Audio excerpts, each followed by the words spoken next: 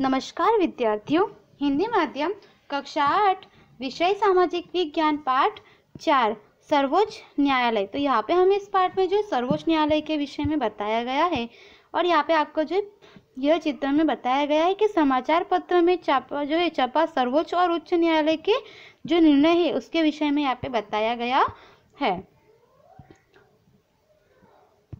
यह आपने देखा कि विविध अदालतें जो अत्यंत उपयोगी है, विविध अदालतें जो है निर्णय सुनती है, परंतु क्या आपको मालूम है अदालतों की आवश्यकता महसूस क्यों होती है? तो यहाँ पे हमें बताया कि अदालत की ज़रूरत क्यों है और उसकी आवश्यकता जो है क्यों महसूस होती है।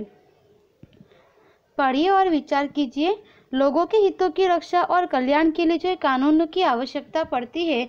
जब देश का कोई नागरिक या संस्था जो है कानून का उल्लंघन करता है तब एक निश्चित प्रक्रिया अपनाई जाती है।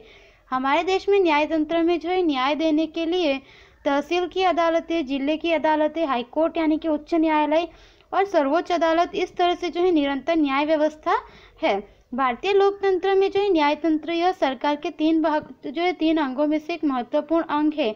न्यायतंत्र को जो है यहाँ पे विधायिका और कार्यकारिणी से स्वतंत्र रखा गया है।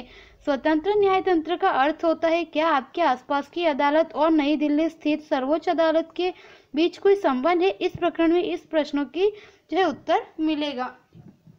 तो यहाँ पे हमें बताया कि लोगों के हितों की रक्षा और कल्याण के लिए जो कानून की व्यवस्था की गई है। जब देश का नागरिक जो है यह संस्था का उल्लंघन करे तब वह जो एक निश्चित प्रक्रिया अपनाई जाती है और हमारे देश में न्यायतंत्र में जो है न्याय देने के लिए तहसील अदालत, जिला अदालत और जो है उच्च न्यायालय और सर्वोच्च न्यायालय जो है यह निरंतर कार्य करती है, ऐसी व्यवस्था की गई है। और भारतीय लोकतंत्र में जो है न्यायतंत्र यह सरकार के तीन अंगों में से एक महत्वपूर्ण अंग है।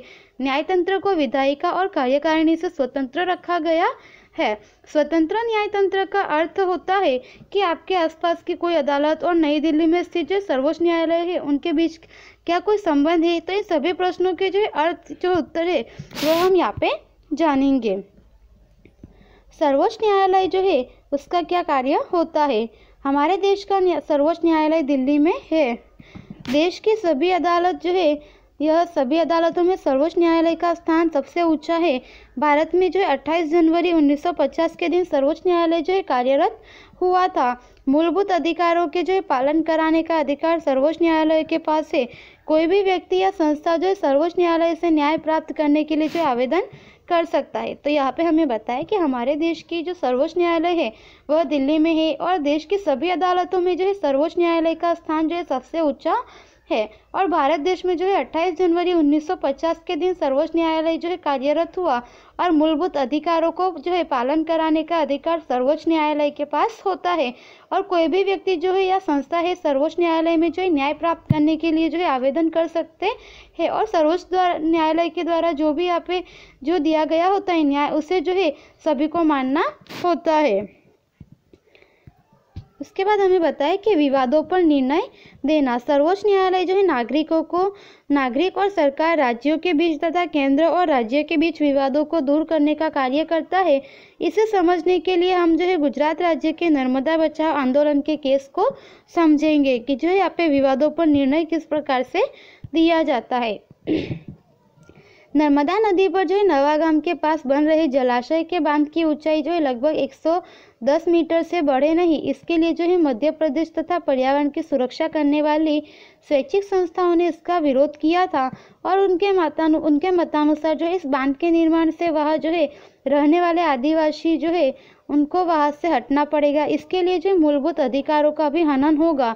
राज्यों के बीच इस विवाद का निर्णय लाने के लिए जो 8 मार्च 2006 के दिन सर्वोच्च न्यायालय में निर्णय देते हुए बताया कि बढ़ती हुई आबादी को ध्यान में रखकर यह योजना अधिक महत्वपूर्ण है। सरदार सरोवर योजना के कारण जो है सजीव सृष्टि और पर्यावरण जो है उसमें सुधारात्मक परिवर्तन होने की संभावना है। इस योजना से जो है गुजरात, मध्य प्रदेश और राजस्थान के अधिकांश भागों पर जो है पानी पहुंचाया जा सकेगा और उस क्षेत्र में जो है रेगिस्तान को आगे बढ़ने से भी रोका जा सकता है। इस योजना से विपरीत प्रभाव जिन लोगों पर पड़ेगा उन लोगों का जो क्रमशः पुनर्वसन किया जाएगा और इस तरह से जो है उनके मूलभूत अधिकारों का हनन भी नहीं होगा। तो यहाँ पे हमें बताया कि नर्मदा नदी पर जो नवागाम के पास बन रहा है जलाशय जो है उसके बांध की ऊंचाई लगभग 110 मीटर थे इससे ना बढ़े, इसके लिए जो है मध्य प्रदेश तथा उसके जो पर्यावरण की सुरक्षा करने वाली संस्थाएं है उन्होंने इसका विरोध किया और उनके अनुसार जो है बांध के निर्माण से जो है वहाँ पर रहने वाले जो आदिवासी लोग वगैरह उन्हें वहाँ से हटना पड़ेगा, जिससे उनके अधिकार जो है अधिकारों के साथ हनन होगा। और इसके लिए जो है यह विवाद यहाँ पे जो न्यायालय में सर्वोच्च न्यायालय में पहुंचाया गया और 8 मार्च 2006 के दिन जो यहाँ पे निर्णय देते हुए सर्वोच्च न्यायालय ने बताया कि जिस हिसाब से जनसंख्या बढ़ रही है तो उस बढ़ती हुई आबादी को जो है ध्यान में रखकर यह योजना अधिक महत्वपूर्ण है। सरदार सरोवर योजना के कारण जो है सजीव सृष्टि और पर्यावरण में जो है सुधार आ गए और इसकी वजह से जो है गुजरात, मध्य प्रदेश और राजस्थान के जो अधिकांश प्रदेशों में पानी पहुंचाया जा सकेगा और रेगिस्तान को भी आगे बढ़ने से रोका जा सकेगा। इस योजना से जिन लोगों पर भी विपरीत प्रभाव पड़ेगा, जिनको भी यहाँ पे जो है वहाँ से हटना पड़ेगा, उन लोगों का पुनर्वसन भी किया जाएगा और इस तरह से उनके अधिकारों का हनन भी नहीं होगा। उसके बाद भी हमें यहाँ बताया है न्यायतंत्र स्वतंत्र क्यों होना चाहिए। तो मान लीजिए कि किसी शक्तिशाली व्यक्ति और ने जो है उसके आपके परिवार की जमीन पर अधिकार कर लिया है। आप एक ऐसी व्यवस्था में रहते हो जहां व्यक्ति किसी न्यायाधीश को उसके पद पर से हटा सकता है अथवा तो उसका जो स्थानांतरण कर सकता है। जब आप इस मामले को अदालत में ले जाए तब न्यायाधीश भी जो है उसका पक्ष लेता हुआ दिखलाई पड़े। शक्तिशाली व्यक्ति का जो है यहाँ पे न्यायाधीश पर यदि नियंत्रण रहे तो न्यायाधीश जो है स्वतंत्र रूप से जो है निर्णय नहीं ले सकता और स्वतंत्रता का जो है यह अभाव जो है न्यायाधीश को इस बात के लिए मजबूर कर सकता है कि उसे जो है हमेशा शक्तिशाली व्यक्ति के पक्ष में निर्णय देना पड़ता है। परंतु भारतीय संविधान इस प्रकार के हस्तक्षेप को पसंद नहीं करता है, इसलिए हमारे संविधान में न्यायतंत्र को कार्यकारिणी विधानसभा से जो स्वतंत्र रखा गया है। इसलिए जो है एक बार उच्च न्यायालय और सर्वोच्च न्यायालय के न्यायाधीशों की नियुक्ति हो जाने के बाद जो है किसी न्यायाधीश को उसके पद से हटा पाना बहुत ही कठिन हो जाता है और किसी व्यक्ति को जो है ऐसा लगे कि उसके मूलभूत अधिकारों का उल्लंघन हो रहा है तो वह अदालत में जा सकता है। तो यहाँ पे हमें बताया कि न्यायतंत्र जो है उसे स्वतंत्र क्यों रखा गया है। तो बताया कि जैसे मान लीजिए कि आपकी जो जमीन है उस पर किसी भी व्यक्ति ने जो है शक्तिशाली व्यक्ति ने उस पर जो है अपना हक जमा लिया है और वह जो है वहाँ पे रहना चाहता है और अगर आप इस मामले को जो है अपने न्यायाधीश तक ले जाते हो तो वह व्यक्ति शक्तिशाली है, वह जो है यहाँ पे न्यायाधीश का स्थानांतरण करवा सकता है।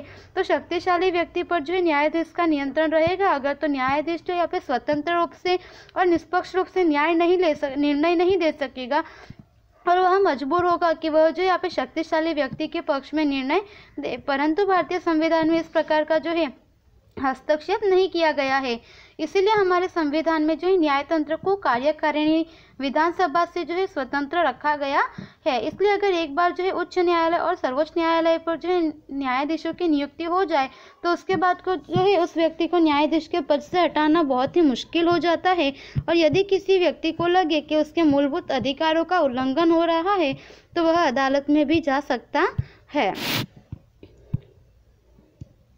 विभिन्न स्तर की अदालतें क्या एक दूसरे से जुड़ी होती है? जी हाँ, इस व्यवस्था को समझने के लिए केस करने की व्यवस्था को समझे। यदि किसी व्यक्ति को ऐसा लगे कि निचली अदालत के द्वारा दिया गया निर्णय योग्य नहीं है तो वह उसके ऊपर के न्यायालय में जो है केस कर सकता है। तो यहाँ पे हमें बताया कि सभी अदालतें जो है यहाँ पे एक दूसरे से जुड़ी होती है। तो अगर आपको ऐसे समझना है तो यहाँ पे जो बताया गया है कि किसी व्यक्ति को अगर लगे कि निचली अदालत के द्वारा उसे जैसे कि तहसील अदालत और जिला अदालत के द्वारा उसे जो भी न्याय दिया गया है वह जो उससे संतुष्ट नहीं है तो वह जो है यहाँ पे उच्च अदालत में वगैरह जो है उससे उच्च अदालत जो है उसमें यहाँ पे केस कर सकता है। अपील की व्यवस्था को समझने के लिए आइए अब हम एक केस करके देखें। इस केस में वास्तविकता यह थी कि रतलाम नगर पालिका द्वारा बनाई हुई सड़क के दक्षिण दिशा में ही एक मकान आए हुए थे।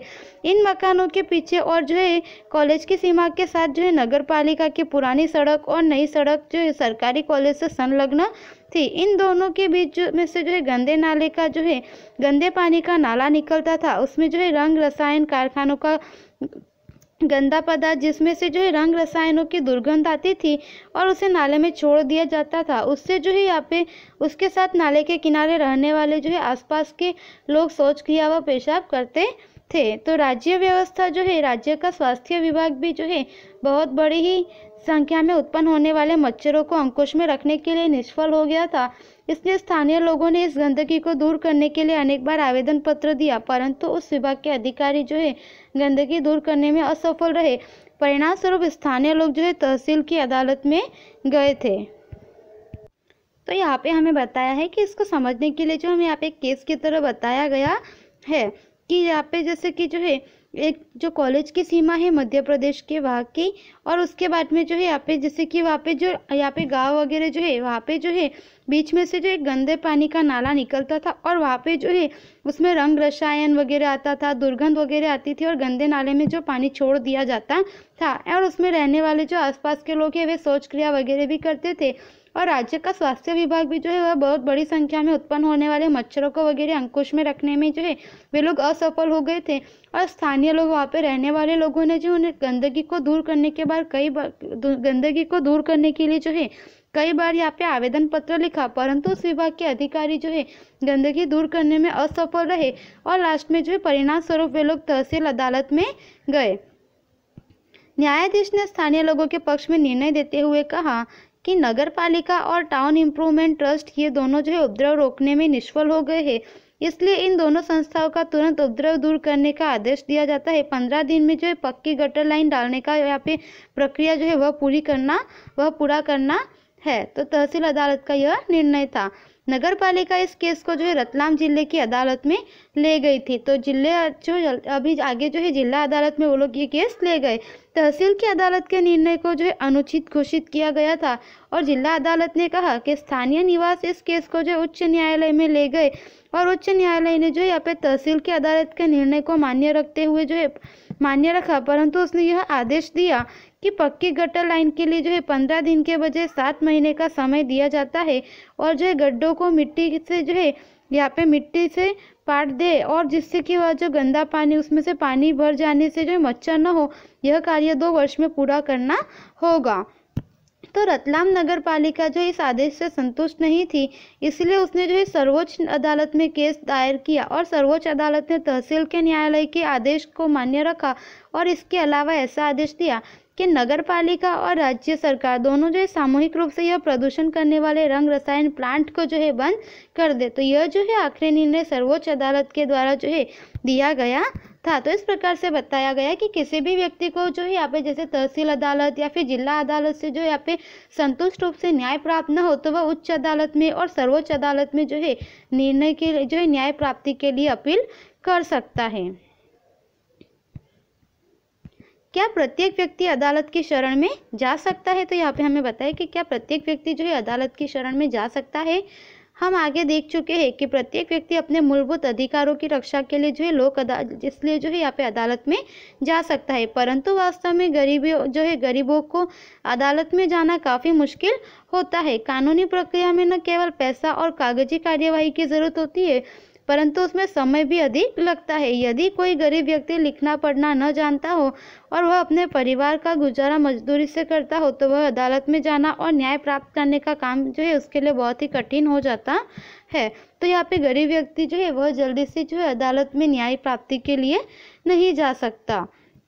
इस बात को ध्यान में रखकर 1980 के दशक में जो सर्वोच्च अदालत ने जनहित के लिए आवेदन पत्र की व्यवस्था को स्वीकार किया था, और इस तरह सर्वोच्च अदालत ने न्याय अधिक से अधिक लोगों तक पहुंचे ऐसा भी प्रयास किया है। न्यायतंत्र की तरफ से कोई भी व्यक्ति अथवा जो संस्था के द्वारा ऐसे लोगों की तरफ से जनहित की याचिका करने का अधिकार दिया गया है जिसके अधिकारों का उल्लंघन हो रहा है, तो वह इस याचिका को उच्च न्यायालय अथवा सर्वोच्च अदालत में कर सकता है। 1980 के बाद जो है जनहित याचिका के माध्यम से जो है अनेक लोगों को न्याय दिया गया था। तो यह जो सर्वोच्च अदालत के द्वारा निर्णय दिया गया था याचिका करने का, जिसमें हमें यहाँ पे बताया कि 1980 के बाद जो है यहाँ पे कई लोगों को न्याय दिया गया था याचिका के अंतर्गत। मजदूरों को अमानवीय श्रम से मुक्ति दिलाने के लिए जो है जनहित याचिका का उपयोग किया गया था। बिहार जेल में सजा भोगने के बाद भी जिन्हें जो है छोड़ा नहीं गया, ऐसे कैदियों को छुड़ाने के लिए जनहित याचिका का ही उपयोग किया गया था।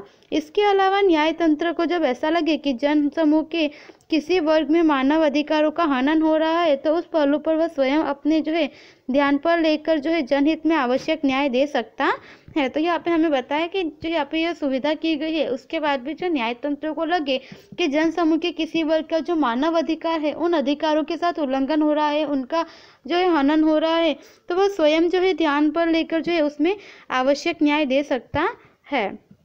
मूलभूत अधिकारों के साथ उसके अमल के उद्देश्य से दाखिल की जाने वाली जनहित याचिका यदि अयोग्य हो तो उस याचिका को दायर करने वाले व्यक्तियों या समूह को सर्वोच्च अदालत दंड भी कर सकती है। तो यहाँ पे हमें बताया कि मूलभूत अधिकारों के साथ और उसके अमल के उद्देश्य से दाखिल की जाने वाली जनहित याचिका यदि अयोग्य लगे तो उस याचिका को दायर करने वाले लोग, व्यक्तियों या संस्था को यहाँ पे अदालत दंड भी दे सकती है। तो विद्यार्थियों, हमारा ये पाठ यहाँ पे पूरा होता है। आपको स्वाध्याय दिया है जो नोटबुक में लिखना है। धन्यवाद।